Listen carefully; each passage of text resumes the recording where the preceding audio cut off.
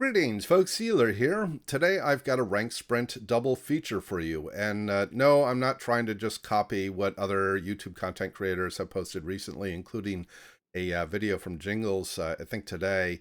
Um, it just coincidentally happened to be that I got two very interesting replays from previous guests. This first one is a Pommern match from kiwibandit, and the second is a Jean Bart match from the Disturb One LG.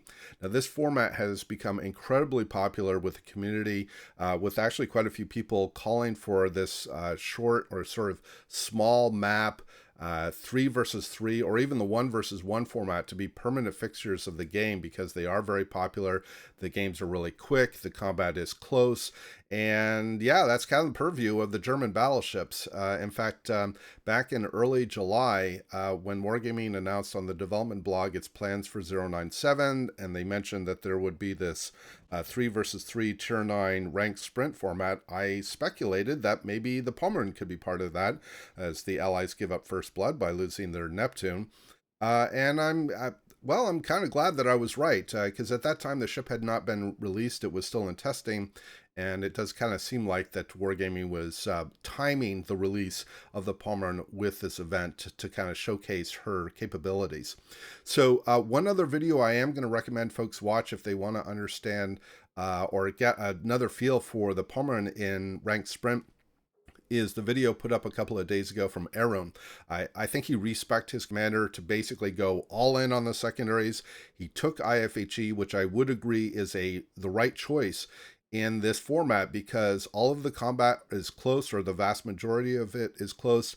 There are lots of battleships, and getting the 32 millimeter penetration on the 105 millimeter secondaries is very useful in this format. It's not something that I would necessarily recommend for randoms, but since this is all close combat, like I said, having that IFHE capability is very useful.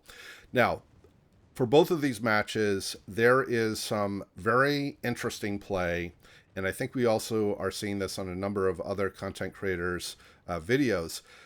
Ranked is nothing more than random battles with guaranteed matchmaking, but I find that players make less educated decisions in terms of their play choices, and we're going to see that in both of these matches. So the Allies lost their Neptune. The other Pommern on kiwibandit's team here is down to almost half health, and he's running into the Friedrich and the Drake. And look at these Drake's torpedoes that he has just sent on kiwibandit's Pommern. All four of these torpedoes are going into his ally's hull. So as kiwibandit gets a couple citadels on the Drake and takes out his engine, I don't know if this one is going to kill him. No, just a couple of one pen. But yeah, so you're seeing some very interesting and questionable play in these ranked battles, not just ranked sprint, but just kind of in general. And it kind of makes for some fairly humorous events during the game. The Allied Pommern here is just about to go down, and that will leave kiwibandit as the only member of his team.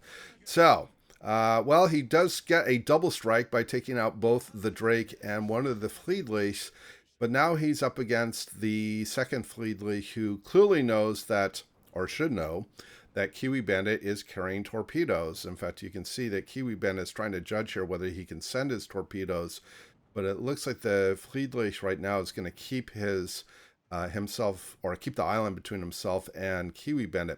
Now, one other thing I noticed on this Friedrich is that he's getting a lot of damage with his secondaries at around 300 or 400 hit points. That tells me that he probably does have IFHE on his build, because the Pommern and the Friedrich have the same secondaries. And that's, I think, the reason that he's able to get pens with his 105s. So what's kind of interesting here is the terrain indicator says that his shells cannot clear, and they in fact cannot. He has had a couple of shells get over, but not all of them, whereas the Friedrich looks like he may be a little bit further. Well, no, even some of his shells have been blocked. But right now, this Friedrich has the advantage. The point counts, or the points are even, so he can't ram to win the game. That would just end up in a draw. But he could just kite out here, head out the south end of this cap, and basically kite uh, uh, Kiwi Bandit here and finish him off because he does have the health advantage. But he's going to rotate back in here and stay in the cap. Now, maybe his thinking was, I need to stay in the cap to keep them from taking it. Maybe that was his thinking. I'm not sure. But you can see a lot of secondary damage getting it. In fact, his starboard torpedoes have just been taken out. So all he has to work with is his port torpedoes. Now, this is a common phenomenon with the German battleships that have torpedoes. The torpedoes are normally on the deck, or in fact, they all are on the deck, and so they're quite exposed, and they're often knocked out or completely destroyed. So here comes the Friedrich.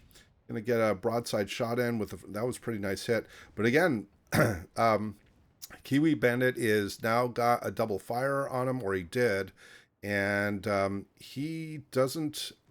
Well, again, the Friedrich could win this if he played this a little better, but now Kiwi Bandit's gotten his torpedoes off, and the Friedrich is running hydro. We can tell that based on the detected symbol in the top right, but it looks like he doesn't change course or speed.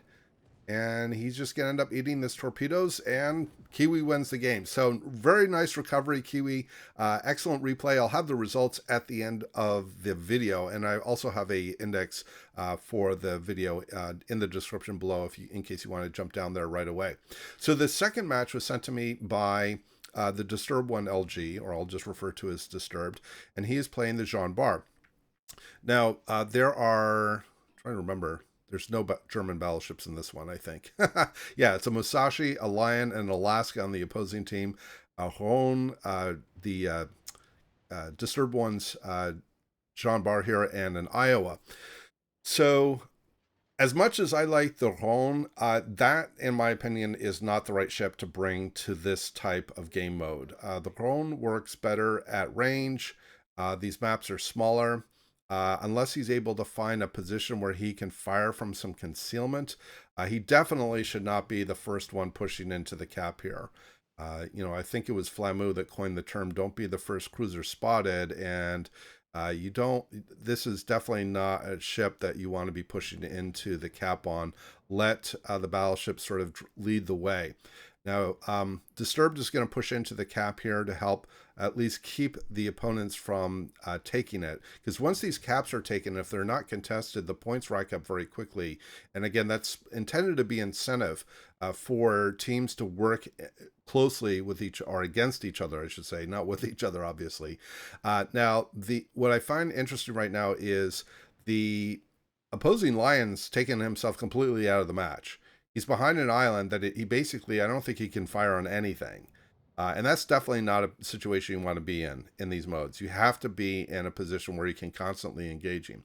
I should also note here that Disturbed has been firing HE a lot because most of these are very well armored targets. And with the 380 millimeter shells, right now getting fires and firing HE at well angled targets is generally the better idea. Although he will later be switching to AP because the French armor piercing has among the best penetration in the game at its shell size. So it gets a second fire on the Alaska that this time is going to stick. The Alaska gets battleship duration fires, so definitely one of those things where you don't want to extinguish a single fire unless you're in imminent danger of going down. Another HE salvo out here, but he is now switching to AP because he's got the Musashi coming across broadside. So again, more questionable play here. Why would a Musashi with such an exposed citadel be coming across broadside to a battleship like this? Now, maybe the Musashi player was thinking that Disturbed wasn't going to be firing AP at this point because he saw him firing HE. I don't know. But now the Musashi is starting to turn in, and now we get into a drive-by situation. And this is where a lot of battleships, other than the Germans, tend to struggle a little bit because many of them, like the Musashi, even the Jean Bart, the Lion, and so on, can be citadel quite easily in these drive-by situations. And we'll see how this goes. Yep, there's 4 citadels. That's the majority of the Musashi's health.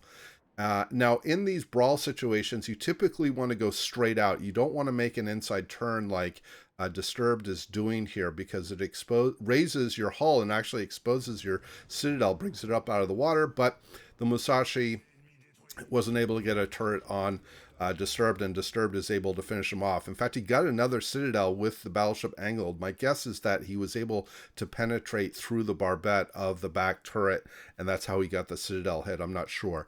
But in any case, it doesn't matter. He's gotten his first kill. In fact, the Rhone was also taken down, so it's a 2-on-2 right now.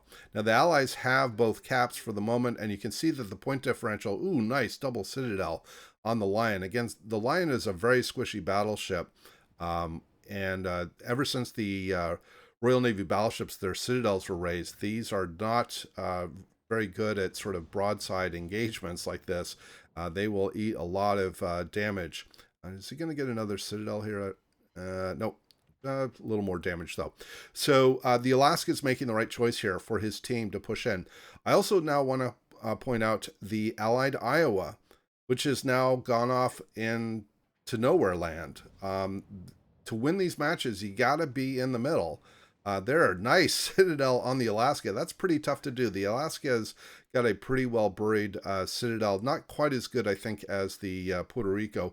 But you can see here that Disturbed is pinging on the map because the Iowa has taken himself out of the battle. He's not engaged. Maybe he can fire on the Lion right now. I'm not sure. The terrain probably is in the way. Yeah, this is not the situation, not the way that you want to play these games generally, in my experience. You would need to be in the middle. In fact, the Alaska is now, has now flipped the Bravo cap, and he's in Alpha. So we're also going to see quite a few comments in chat from the dead Rhone player, so I would just ignore that. He's not salty or anything, but he's basically become Admiral Nelson and, you know, directing people how to play even though he's gone down, which is an incredibly annoying thing to do. And I used to do it, and I suspect many of us have, but yeah, it's generally not very helpful. So in any case, here is the Alaska broadside. Why? I don't know. He doesn't take a citadel on that hit, but yeah, Disturbed is using his reload booster, firing at those forward turrets. He destroys one of the turrets. I think it was the Bravo turret.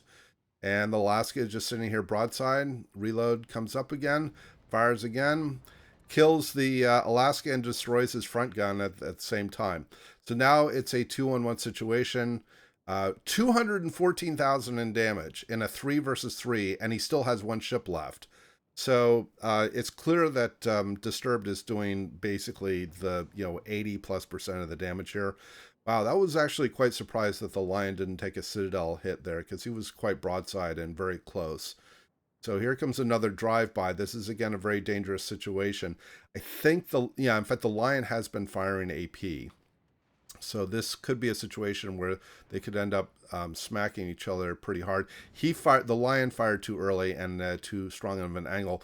There, I was very surprised that there was no citadel hit. In fact, I suspect Disturbed was also quite surprised that he didn't finish off the Lion at that position. And he's going to get another shot here on, well, I think he's, I think he's struggling to keep his turrets up with the rotation of his ship. Again, this is where you kind of, in these brawl situations, you don't want to do these inside turns against each other, because you eat a lot of damage that way, and often this is where teams or ships get taken out. And he's going to get another salvo off here. Is this going to be enough to kill the Lion? Yes, it is. So a couple of very interesting matches from kiwibandit and the Disturbed one. Thank you very much, guys, for sending these over. These were a lot of fun to watch, and some very interesting and curious play decisions. But I hope everybody here did enjoy the replay and the commentary. Please do leave your comments below, and as always, we hope to see you out there on the virtual seas, and we wish you happy sailing.